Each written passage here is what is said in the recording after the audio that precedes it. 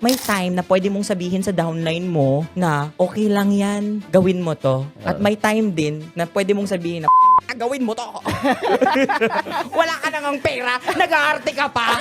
Wala ka nang pera, gusto mo pa ng ganito, 'di ba? Parang dun, it would take, parang doon ako nasabi ko sa sarili ko nga, oo nga, no, wala pala akong pera. Hindi ako pwede mag-inarte dito. So anong sasabihin? Tara, parang doon ako na-cowboy, nakuha ko siya. Na-break yun, na-break yung ganong klaseng pride, ego. Of course, sometimes din natin masisi din kasi kung saan tayo galing na past. Sometimes nadadala natin yung experience natin sa past. It's either employment man yan, may position ka man, may success ka na nagawa sa past mo. But pagdating dito, no, talagang marirealize mo, kailangan pa. Tapos bottom line, oh, wala pala akong pera. Doon ka na nag-start pag-submit. Yes. And nung time na nag-submit ka na, Doon na, tuloy-tuloy na siya.